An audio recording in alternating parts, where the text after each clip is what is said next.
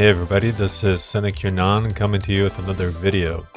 This time around I wanted to talk to you about my overall strategy with Marvel Strike Force to try and help out those who are sort of new to the game or still trying to get their stride in the game, because there is a little bit of difficulty if you're going in blind and you don't know which path to take in terms of which characters to bring up, which squads to focus on. So the purpose of this video is to give you somewhat of a guide on what to do based upon my experience from when I first got back into the game a few months ago to now, currently where I'm at in the game with a total power of about 1,900,000 or so for my complete roster. When I first started this back about 6 months ago or so, my roster was at a measly, I don't know, I think like 70,000 or something like that, not even 100,000 yet. And throughout all the streams that I've done on Twitch, I've had a lot of help and a lot of suggestions from other players who are more experienced. And they sort of gave me, which road to take so I can get to that destination, which is one that will allow me to expand my abilities in game, help my alliance out in the war, help my alliance out in raids, etc. So what we're going to talk about today in this video is we're going to go into my roster and we're going to look at the squads that you should focus on and the priority that you should focus them in terms of who's first, second, or third, etc. and what they're going to bring for you in terms of benefits in game. So let's get right into it. So here we are in my roster. So the first squad that we want to talk about are going to be the Guardians. Now I did a full-fledged video about this and you can check my channel. It's the first video that I posted about Marvel Strike Force. You want to work on these guys. You're going to be working on Drax, Rocket, Gamora, Mantis, and Groot as your first characters. That's what you want to focus on in terms of farming, in terms of getting them up. Typically the goal is to get them to at least level 60, 5 stars, in gear 10 for each one of these characters, because the 5 stars are going to allow you to unlock the legendary character that they're able to unlock for you, which is Star-Lord. Once you go through that event and you're able to unlock Star-Lord, you're going to be able to start moving up in the game. You're going to be punching up a little bit in arena. So if you're into the game as a new player, your shard is going to align with your current level. So all other players in your shard are going to be relatively up to par with you, or maybe a little bit higher than you are. But if you're able to focus on this, you're going to have the ability to move up a little bit quicker in arena with a team like this, well-developed Guardians team, because they are pretty good. You have 2 healers in the team. You have Mantis and Groot. They both are going to heal your other characters, Mantis being the primary healer. Groot's going to be able to give you death proof to all the characters as an ability. Rocket Raccoon is one of the best attackers in-game. His ultimate ability is pretty good once you get into a certain level. He does a lot of damage to the opposing side. Drax is going to be your main tank. Gamora is going to be your first attacker when you first start getting into this team. However, she's not that great. She's very easy to defeat. She doesn't last very long. So as soon as you're able to get Star-Lord, you're going to replace her with him, because he's going to be the mainstay of that team and he's going to help you to push forward with that. So this is the first team you're going to work on, and you're going to get Star-Lord and you're going to be good to go here. But where do you go next after this one? So let's take a look at that. So your second team that you should be focusing on after you get Guardians up to that level that I talked about. Matter of fact, the goal for each of these teams are probably going to be level 60 for most of the characters you want to use, gear 10 and 5 stars, because most of these squads, if not, well, not all of them definitely, but most of these squads are going to help you to unlock a legendary character. So you need to have them at least at 5 stars to be able to get to that tier in the event and be able to gain that new character in game. So your second squad is the one you see on the screen here, which is the Sinister 6 squad, or 7 or 8, however you want to count it. We have to disregard Dr. Octopus and Electro. Those are in Swarm, because those 3 characters were added recently to the roster, and before them, your Sinister 6 was composed of Mysterio, Rhino, Shocker, Vulture, and Green Goblin, which was the original Sinister 6 team I had for myself to be able to unlock Invisible Woman and Shuri. So this team is going to yield you 2 legendary characters if you work them to that point that I discussed already. Rhino is going to be your big tank, so you want to have him at the highest power possible to take as much beating as possible and divert all those hits from the opposing side, so that your other teammates don't get damaged, so your team can last as long as possible. The problem with Sinister Six is they're a good attacking team, but they are a glass house, so they can throw a lot of rocks, but as soon as they get any rocks thrown back at them, they're easily destroyed and shattered. So you have to be really careful with how you use it and strategize it correctly. Mysterio is pretty good because he can apply blind with his special, and he can also heal block with his ultimate ability. Shocker is going to be somewhat decent. Vulture is typically your primary for the most part. He has a good ultimate, but he's very easily squished in game. And Green Goblin is okay. Now, because all these other characters are available in game, I would suggest personally that you don't work on Green Goblin, because I don't believe he's one of the best out of these. So my suggestion, my humble suggestion would be focus on Mysterio, Rhino, Shocker, Vulture, Swarm, or Electro. Swarm to me is actually an underdog that a lot of people underutilize from my experience and the current level I'm in the game. He's got amazing abilities. He applies a lot of bleed, which extracts energy from the character over time. So I think that he would be a better option instead of Green Goblin. Now, if it's easier to farm Green Goblin, then go for Green Goblin at first, so you can just get that team to that level and unlock the characters that you need, the legendary characters, which again, Invisible Woman and Shuri are the two you're going to go for. Eventually, you're going to be able to unlock Dr. Octopus, but that comes later on with a different squad that you can focus on and work on to be able to unlock him as a legendary character. So this is your second team. This is the path I took, the Sinister Six. Let's take a look at the third team now. Okay, so the third squad you're going to work on, or you're going to want to work on, if you choose to follow this path, is going to be the Asgardian squad. This is composed of Hela, Thor, Sif, Loki, Heimdall. Now, Hela is extremely difficult to farm. She's hard to find. So I suggest that if you're willing to spend a little bit of money, if you're willing to not whale but dolphin a little bit in the game, utilize the offer packs for Hela so you can get her up a little bit. Now you see my Hela is still at 3 stars, so she's not very usable for me in terms of any legendary event that I can use this team in, which is the legendary event for Black Bolt, who's one of the meta characters right now in game. So in order to be able to unlock him, I would have to have Hela at 5 stars, like I mentioned before for the other squads, in order to be able to get to the tier where you unlock a legendary character. Once again, repeating myself again for the third time. Anyway, Thor is a pretty big hitter for the team. His ultimate ability is pretty good once you get him to a certain level. Again, the suggestion level 60, tier 10 at the very least, 5 stars. Sif is going to be your tank. She's going to attract and divert all the attacks to her during the match. Loki is fantastic, and he's more or less a plug-and-play character for the remainder of your whole entire roster. So you can mix and match him with different squads. For the most part, he's going to bring in something and add something to other squads, because he can make everyone invisible with his abilities. Or his ultimate ability, he can make everyone invisible. I believe this is his ultimate, or is it his special? Let me double check real quick. I never remember off the top of my mind. Yes, Mirror Image, which is his special, or his ultimate ability, excuse me. So he's going to make everyone invisible, and he's going to copy himself, and the opposing side is going to target those copies of him instead of the remainder of the team, allowing you to last longer in match than you would otherwise. So he's fantastic. You can use him for anything. So Loki is also a relatively difficult farm, but you can definitely work on him if you're willing to also spend a little bit with offer packs. But if you do get Mystic Forces campaign worked on to level 3-6, which is his node, you can farm him. It'll take some time, but that's something you can do as well if you choose that path. If you want to be free to play, of course. Heimdall is somewhat decent with this team. He's not a very great character, but you need him anyway for the entire squad. And he's only farmable for the most part in Arena Store.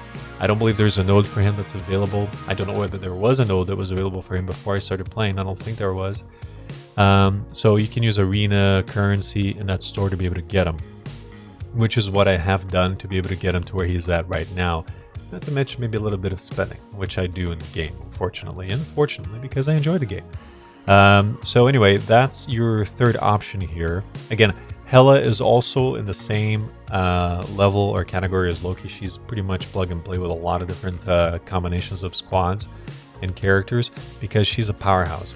She's fantastic, and she's also one of the top tier characters in the entirety of Marvel Strike Force. So you want to work on her, you want to focus on her. The problem is with regard to farming her, if you don't want to go the path of whaling, if you want to swim in the big deep ocean that is Marvel Strike Force, the scopely sea of never-ending expenses, what you're going to want to do is you're going to want to get a team ready to be able to get you to Villains 7-6.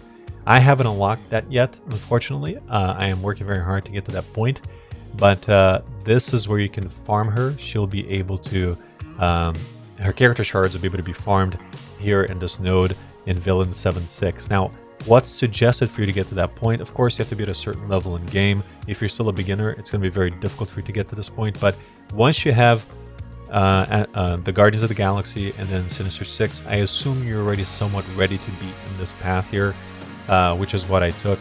Aside from the fact that there are some side characters you can work on in other squads in the meantime, this is just a primary focus that you should be working on if you choose to take this path, of course, this overall path that I took. So for going back to Hela, for that node of hers in Villains Campaign 7-6, the team you're going to work on is AIM. Now you definitely are going to need AIM to be able to get to that point and finish off that node, get the 3 medals so you can farm her a little bit faster after that's done and completed. Now the 5 members of AIM you're going to want for that. Now this is, again, this would be a side project, okay? Don't focus on AIM. They're a decent team. They're good in Arena, or excuse me, in Alliance War, but they're not very powerful. They don't pack a huge punch. But again, if they're at a certain level, they're going to be usable anyway. And it's going to be an extra squad for you to use in the Blitz rotation. So who are you going to work on out of these guys? You're going to focus on AIM Monstrosity, Scientist Supreme, Graviton, AIM Security, and AIM Assaulter. AIM Researcher and AIM Infector are not really necessary. So focus on those 5 that are on the top there. That's going to help you to unlock that node for Villains 7-6 and be able to farm Hela. So this is going to be your 3rd squad. After that, what are you going to want to do? Okay, so after that, the 4th squad that I've been working on the side is the X-Force. Why is that? We talked about Sinister Six before, and Sinister Six has a character there that was Dr. Octopus. Dr. Octopus is only unlocked in a legendary event that requires you to have X-Force characters. Unfortunately, that event rolled around recently, and I was not able to unlock him because they're not ready yet. Far from it. But you can see I'm working towards that same goal of level 60, gear level 10, and 5 stars. Deadpool's not too far away. Domino's not too far away. Negasonic, unfortunately, is the furthest away. I have X-23 ready to go. Cable's ready to go as well. Out of these 5 characters, the weakest one is going to be Domino. For the most part, she's the easiest to defeat. Deadpool is probably one of the best attackers out of these 5, and he's usable in other factions in game as well. X-23 is very good as well. I've had a lot of good experience or good use out of her. Cable and Negasonic, they're okay. Negasonic is actually, she can pack a punch, but I haven't leveled her up to a point where I can, confidently say she's actually really good. I'm sure others will be able to fill in that gap because I just don't have the experience with her. But anyway, and the thing with this squad is, if Domino remains alive, Deadpool keeps reviving, right? So if you're going to defeat a squad like X-Force, just as a side note, you want to get Domino out of the way first, so then you can kill Deadpool and then the remainder of the squad. But this is the squad X-Force you're going to need to unlock Dr. Octopus. So this is my 4th squad. Okay. Since they're not ready yet, I don't have another squad I'm focusing on. But on the side, from the beginning, from the get-go, there is one squad that I've been working on. And that squad, to me, and to many other players as well, I believe, is literally one of the best squads. Well, it is a meta squad, in my opinion, in the entirety of the game again. And that squad is going to be the Symbiote squad. This is my most powerful squad, bar none. Carnage, Spider-Man Symbiote, Scream, Anti-Venom, and Venom. These guys are fantastic when they're put together. They're good in raid, they're good in war. They have so much synergy and so much speed, it's insane. Once you get them to a certain level, which is again past 60, all of their abilities, 6, 6, 4 at the very least, they pack an immense punch. In raid, they're constantly healing one another because of Anti-Venom. And Anti-Venom is fantastic because it can give you a revive should you lose one of the characters. Spider-Man Symbiote, what's not to say about this guy? He is fantastic. He's amazing. Carnage, amazing. The other guys are pretty good, but these two, Carnage and Spider-Man Symbiote, are flipping amazing. You want to work on them. So this was my side project overall. And you can see how much I focused on it, so much so that I tagged them as my favorite. Because I want to be able to use them in one of the Dark Dimensions. For Dark Dimension 2, I am going to utilize Spider-Man Symbiote and Carnage. So I'm trying to get into Gear 13, so I'm ready for that. I haven't been able to get into Dark Dimension 2 yet, but hopefully soon enough, I'll be at that level. So this is just an overall, real quick overview of the squads and the path that I took. So once again, going back, let's cover what I talked about in terms of the squads and the path you should follow. So as I had mentioned, first squad, Guardians, you can check out my video about them. Second squad, Sinister 6, you can also check out my video about them as well. Third squad is going to be Asgardians. Fourth squad, as a side project, would be AIM, to be able to unlock Hela.